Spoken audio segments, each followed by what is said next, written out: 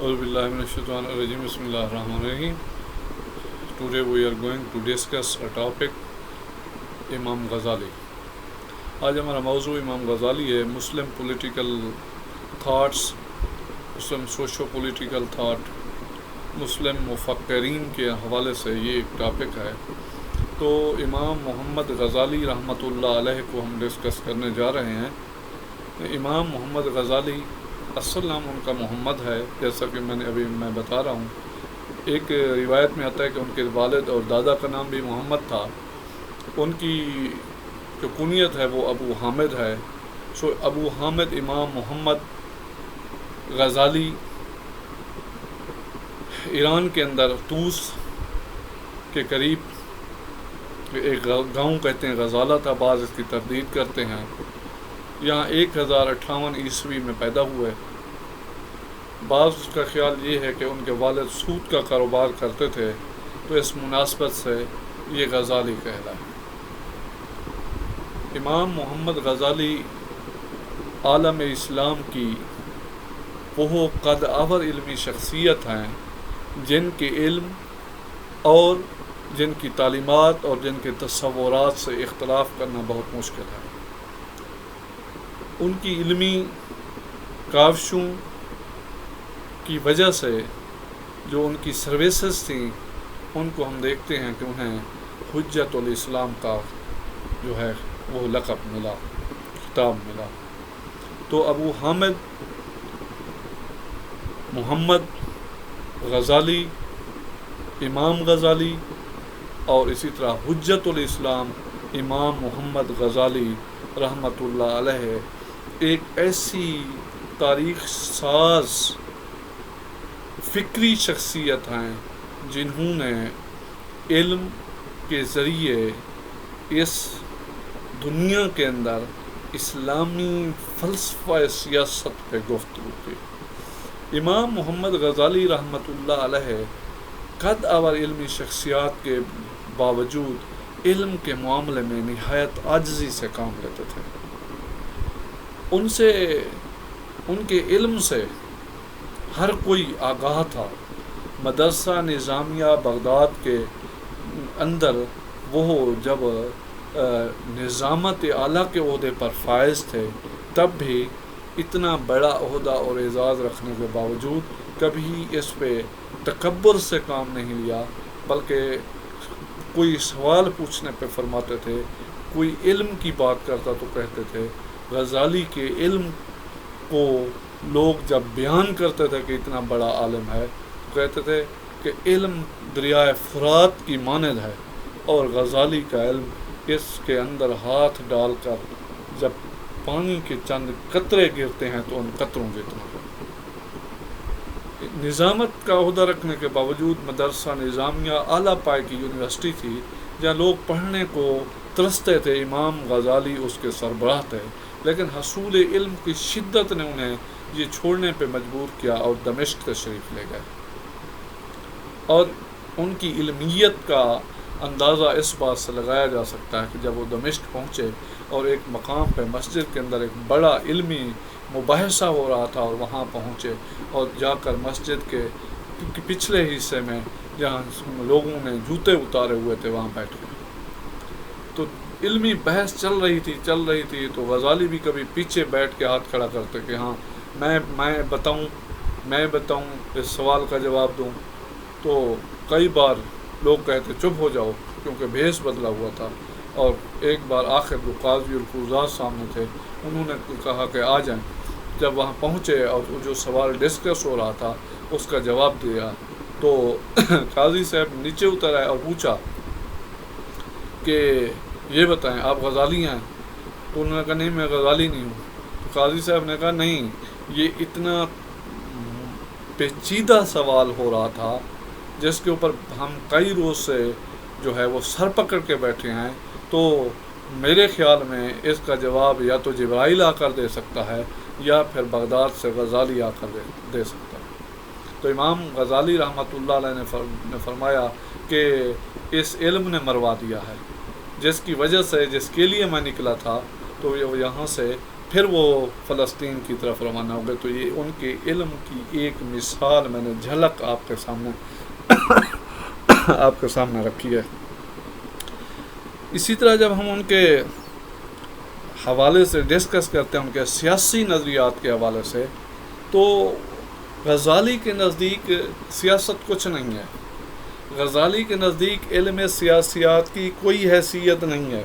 غزالی کہتے ہیں علم سیاسیات اسلام کی تعلیمات کے روشنی میں بعض معاملات کو سمجھنے میں معاون ثابت ہوگا. ان کے نزدیک سیاسیات کو ہم یوں دیکھ سکتے ہیں کہ یہ ہمارے طرز زندگی کے اندر مختلف معاملات میں کتنا معاون ہو سکتا ہے. جیسے وہ کہتے ہیں کہ نظم و نسق کے مذہبی اصولوں کو ہم علم سیاسیات کی روشنی میں پرکھیں گے. تو غزالی نے کئی باتیں کی ہیں. انہوں نے انبیاء کرام کے حوالے سے سیاست کی ایک تصور کی وضاحت کی کہ اعلیٰ ترین درجہ ہے.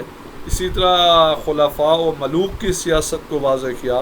علماء و فضلاء کی سیاست پہ وہ بات کرتے ہیں. تو ان کا ایک تصور ہے. ان کے تصور کے اندر یہ وضاحت کی گئی ہے کہ سیاست جو ہے وہ کس چیز کا نام ہے اور سیاست کو ہم کیسے دیکھتے ہیں. تو انہوں نے ان کے جو نظریات ہیں، ان نظریات میں سے چند کے اندر ان کا جو نظریہ خلافت ہے، ان کا نظریہ مملوکیت ہے، ان کا نظریہ نظام حکومت ہے، تو اس پہ انہوں نے بحث کی ہے. ان کے نزدیک امام غزالی کا خیال ہے انسان اکیلا زندگی نہیں گزار سکتا. جب وہ ریاست کی بات، مملکت کی بات کرتے ہیں، ان کا خیال ہے کہ انسان کے لیے لازمی ہے کہ وہ مل جل کر زندگی گزارے، اس کے بغیر اس کے پاس چارہ ہی نہیں ہے. اسی طرح ان کا یہ بھی تصور ہے کہ یہ خاندان بنتا ہے، سوسائٹی بنتی ہے اور ریاست جا کے بنتی ہے. اور پھر وہ کہتے ہیں کہ جب انسان مل جل کر اور تنازعات کے حل کے لیے مختلف نو فنون سیکھتا ہے، تو اس کے نتیجے میں وہ کیا کرتا ہے، وہ نئے تعلقات اور معاہدوں کی طرف جاتا ہے، اور معاشرے سے معاشرہ اور ایک علاقے میں جو پھیلی ہوئی ریاست ہوگی، اس پوری ریاست کے لوگ آپس میں جڑ جائیں گے. جب اس طرح لوگ آپس میں جڑ جاتے ہیں تو وہ کہتے ہیں کہ اس طرح ایک منظم زندگی گزارنے کے لیے، لوگوں کے ساتھ تعلقات کو قائم رکھنے کے لیے پھر کچھ قوانین بنانے پڑتے ہیں، کچھ اصول و ضابطے تشکیل دینے پڑتے ہیں. اور جب ہم ان اصولوں اور ضابطوں کی بات کرتے ہیں تو ہمیں پتہ چلتا ہے کہ جو ہمارے اصول اور ضابطے ہیں ان کا خاصہ کیا ہے، ان کی لمٹ کیا ہے، ان کی حیثیت کیا ہے، انہیں ہم کیسے دیکھ سکتے ہیں. ان حالات کے اندر ہم سمجھتے ہیں کہ ریاست جو ہے وہ ایسے نہیں چلے گی، بلکہ اس ریاست کے اندر کوئی سربراہ حکومت ہوگا، کوئی نظام حکومت کا مالک ہوگا، کوئی اس کے اندر خلیفہ کا ہونا ضروری ہے جو امور مملکت سر انجام دے. اور اس کے اندر اس نے واضح کیا ہے کہ جو حکمران جسے آپ بطور خلیفہ گردانتے ہیں، دراصل وہ حکمران ہے، وہ اس ریاست کا سربراہ ہے، وہ ریاست کے امور زندگی کا ذمہ دار ہے، وہ ریاست کے اندر موجود بسنے والے لوگوں کی زندگی کا ذمہ دار ہے، وہ ریاست کے اندر موجود لوگوں کے جان و مال کا تحفظ اور ان کو خوراک بہم پہنچانے کا ذمہ دار ہے. تو ریاست جو ہوگی وہ لوگوں کے لیے سرپرست کا درجہ رکھتی ہے. کلکم راع و کلکم مسئول عن رعیہ کے مصداق ہوگی. تو اس لحاظ سے امام غزالی کا جو نظریہ مملکت یا ریاست ہے وہ لوگوں کے لیے ایک فلاحی انسٹیٹیوشن کی شکل میں موجود ہے. اسی طرح جب ہم ان کے نظریہ ملوکیت کی بات کرتے ہیں، ان کے نزدیک اسلام میں وہ کہتے ہیں شخصی حکومت کا کوئی جواز نہیں. خلافت راشدہ کے دور میں کسی بھی خلیفہ نے خود کو بادشاہ یا سلطان نہیں بنایا. وہ کہتے ہیں کہ خلفائے راشدین کو آپ شخصی حکمران کی طرف لے کر نہ جائیں، کیونکہ انہوں نے نہ تو اپنی ذات کے لیے کام کیا، نہ اپنے خاندان کے لیے کام کیا، نہ انہوں نے خود کو بادشاہ کہلایا، نہ انہوں نے خود کو سلطان کہلایا۔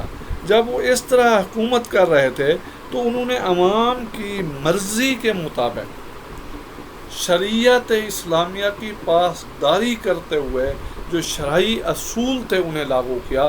اسلام کے قوانین میں قرآن و حدیث کے منافی نہ ان کی زندگی تھی، نہ انہوں نے اس کے منافی چیزوں کو رائج کیا۔ تو اس لحاظ سے جو ان کا دور ہے وہ ایک ایسا جمہوری فلاحی دور ہے، خاص طور پہ حضرت عمر کے دور کو اگر دیکھا جائے تو اس کے اندر انسانی ترقی کی نظیر نہیں ملتی، جس کے اندر لوگ جو ہیں، رعایا جو ہے وہ خوشحال ہو گئی اور وہ فلاح و بہبود کا کام کر رہے ہیں، اور خلیفہ کی مثال دے رہے ہیں امام غزالی کہ کیا بادشاہ ہے، کیا سلطان ہے، کیا خلیفہ ہے کہ وہ شہروں کا چکر لگا رہا ہے، وہ آٹے کی بوری کندھے پہ ڈال کے آوازیں لگا رہا ہے، کس کو ضرورت ہے؟ تو اس لحاظ سے وہ کہتے ہیں کہ یہ ایک معیار ہے حکمران کا کہ وہ کیسا ہونا چاہیے۔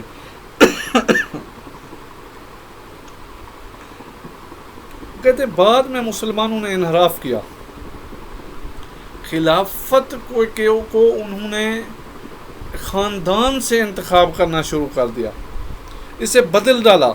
جیسے انہوں نے کہا کہ امیر معاویہ رضی اللہ تعالیٰ عنہ نے کا جو انتخاب تھا، اس انتخاب کو بنو امیہ تک محدود کر دیا۔ اگر وہ چاہتے تو اپنی وصیت کے وقت وہ اسے عام عالم اسلام کے اندر رکھ سکتے تھے۔ اسلام میں قد اور شخصیات اس دور میں موجود تھیں، لیکن انہوں نے ایک خاندانی حکومت کو فوقیت دی اور ولی عہدی کا سلسلہ شروع کیا، تو خلافت کی روح ختم ہو گئی۔ یہ غزالی کا تصور ہے، اور جس کے نتیجے میں ولی عہدی کا جو سلسلہ شروع ہوا وہ پھر شخصی اور وراثتی اور مرثی نظام حکومت کی طرف چلا گیا، جس کے نتیجے میں خرافات پیدا ہوئیں، عوام الناس سے توجہ ہٹ گئی، ریاست جو تھی وہ محدود کردار ادا کرنے لگی۔ اس بنیاد پہ غزالی خلافت کو ایک ڈیفرنٹ اینگل سے دیکھتے ہیں، اور وہ جمہوریت کو وہ کہتے ہیں کہ جو خلافت کا تصور ہے وہ خلافت راشدہ کے ساتھ ہی ختم ہو گیا، اور جمہوریت کا تصور بھی ختم ہو گیا، اور بنو امیہ ملوکیت کی طرف چلا گیا۔ ہاں، عمر بن عبدالعزیز نے دوبارہ خلافت راشدہ کا رنگ دینے کی کوشش کی، لیکن چونکہ ان کا ایک محدود ٹائم تھا، 2.5 سال پونے 3 سال کا، تو اس میں وہ خاطر خواہ کامیابی جو ہیں حاصل نہ کر سکے۔ اسی طرح بعد کے اندر جتنے بھی لوگ آئے وہ خلافت اور ملوکیت کے درمیان رہے، حتیٰ کہ بہت سارے ظالم و جابر اور سفاک لوگوں نے خود کے لیے خلیفہ کا لفظ استعمال کیا، کیونکہ خلیفہ سیاسی بلیک میلنگ کا ایک پیمانہ تھا۔ لوگوں کی تڑپتی لاشوں کے اوپر دسترخوان بچھا کر ضیافتیں کرنے والے بھی خود کو خلفاء کہنے لگے، جس کی ایک مثال الصفا ہے۔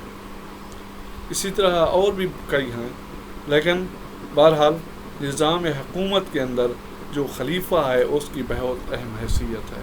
اسی طرح اس کے بعد کے زمانے کے اندر بھی ہم دیکھتے ہیں کہ کس طرح بہت سارے لوگ جو ہیں انہوں نے اپنے لیے خلیفہ کا لقب منتخب کیا، لیکن عملاً یہاں ملوکیت کا ایک تصور تھا۔ اسلامی ریاست کے اندر نظام حکومت کیسے چلے گا؟ اس کے لیے مالیت ہونی چاہیے، ٹیکس وصولی ہونی چاہیے، ذرائع آمدنی۔ غزالی 3 طرح کا بتاتا ہے کہ 3 طرح کے جو ہیں وہ ذرائع آمدنی ہونے چاہیے۔ ان کے اندر وہ کہتے ہیں حلال آمدنی ہونی چاہیے۔ حلال آمدنی جو ہے ان کے نزدیک صرف وہ ہے جو شرعی اصولوں کے تحت وصول کی جائے۔ غزالی کہتا ہے حرام آمدنی میں وہ تمام چیزیں شامل ہوں گی جو ناجائز ذرائع سے شروع ہوں گی۔ انہوں نے ایسی رقم کو خزانے کے لیے مہلک قرار دیا۔ غزالی کہتے ہیں رشوت سے، سود سے، لوٹ مار سے، ناجائز جرمانوں سے، ٹیکسز سے جتنا رقم وصول کی جائے گی وہ ایک خوفناک عمل ہوگا جو ریاست کی تباہی میں کردار ادا کرے گا۔ اس لیے امام غزالی حکمرانوں کو مشورہ دیتے ہیں کہ اس قسم کے محصولات کی کلیکشن سے گریز کریں، اور اسی طرح انہوں نے مشکوک آمدنی، بالفرض مشتبہ آمدنی ہے، بگار کی آمدنی ہے، وہ کہتے ہیں اس سے بھی اجتناب کرنا چاہیے. اور ان کا جو تصور اقتدار اعلیٰ ہے اس کے اندر وہ نظریہ اسلامی اقتدار اعلیٰ ہی ہے کہ اصل مالک اللہ تعالیٰ ہے، انسان اس کا نائب ہے. غزالی کے ہاں خلیفہ نائب ہے، خلیفۃ الرسول، خلیفۃ اللہ. وَإِذْ قَالَ رَبُّكَ لِلْمَلَائِكَةِ إِنِّي جَاعِلٌ فِي الْأَرْضِ خلیفہ کا تصور ہے. اور اسی تصور کی روشنی میں امام غزالی فرماتے ہیں کہ خلیفہ تو نائب ہے، اصل اختیارات کا مالک اللہ ہے. لیکن وہ کہتے ہیں جس کو خلیفہ بنا دیا جاتا ہے وہ عاقل بالغ ہو، دور اندیش ہو، دینی علم رکھتا ہو، حالات حاضرہ سے آگاہ ہو، نیک ہو، متقی ہو، بصیرت ہو، باکردار ہو، رحم دل ہو، حلیم الطبع ہو، بہادر، دلیر، شرعی، جہاد کرنے والا، شریعت کا محافظ، دین کا محافظ، ریاست کا محافظ ہو، لوگوں کا ہمدرد ہو، فلاحی ریاست کا تصور رکھتا ہو. اور اسی طرح اس کے ساتھ ساتھ وہ یہ بھی کہتے ہیں کہ اس کے فرائض کے اندر ہیں وہ لوگوں کی باتیں سنتا ہو، گفتگو کرتا ہو، علاقے کا گشت کرتا ہو، پتہ ہو، لوگوں کی اہمیت کا پتہ ہو، امور سلطنت کا پتہ ہو، دین کا پتہ ہو، حرم اور اس کے ساتھ ساتھ حرم کی چار دیواری کا پتہ ہو، جہاد کرنے سے گریز نہ کرنے والا ہو، شراب نوش نہ ہو، بسیار خور نہ ہو. پھر کہتا ہے کہ خراج کی وصولی اور اس کی تقسیم کا بندوبست کرنے والا ہو، نیکوکار ہو، نیکیاں پھیلانے کا درس دیتا ہو، برائیوں سے روکتا ہو. وَتَعَاوَنُوا عَلَى الْبِرِّ وَالتَّقْوَىٰ وَلَا تَعَاوَنُوا عَلَى الْإِثْمِ وَالْعُدْوَانِ كُنتُمْ خَيْرَ أُمَّةٍ أُخْرِجَتْ لِلنَّاسِ تَأْمُرُونَ بِالْمَعْرُوفِ وَتَنْهَوْنَ عَنِ الْمُنكَرِ کا پاسدار ہو، امین ہو، اسے وہ رعایا کا نگہبان ہو. یہ ساری چیزیں امام غزالی ان کے قسم کہتے ہیں مقتدر اعلیٰ یا خلیفہ جو ہے اس کے فرائض میں شامل کرتے ہیں. وہ کہتے ہیں نظریہ انصاف کا حامل ہونا چاہیے. اسی طرح انصاف کو بھی وہ ریاست کا جزو قرار دیتے ہیں. اسے قرآن سے لیتے ہیں کہ کسی قوم کی دشمنی تمہیں انصاف سے نہ روکے، وَأَقْسِطُوا إِنَّ اللَّهَ يُحِبُّ الْمُقْسِطِينَ کا درس لیتے ہیں. اور کہا کہ وَلَا يَجْرِمَنَّكُمْ شَنَآنُ قَوْمٍ عَلَىٰ أَلَّا تَعْدِلُوا اعْدِلُوا هُوَ أَقْرَبُ لِلتَّقْوَىٰ کا تصور ہونا چاہیے.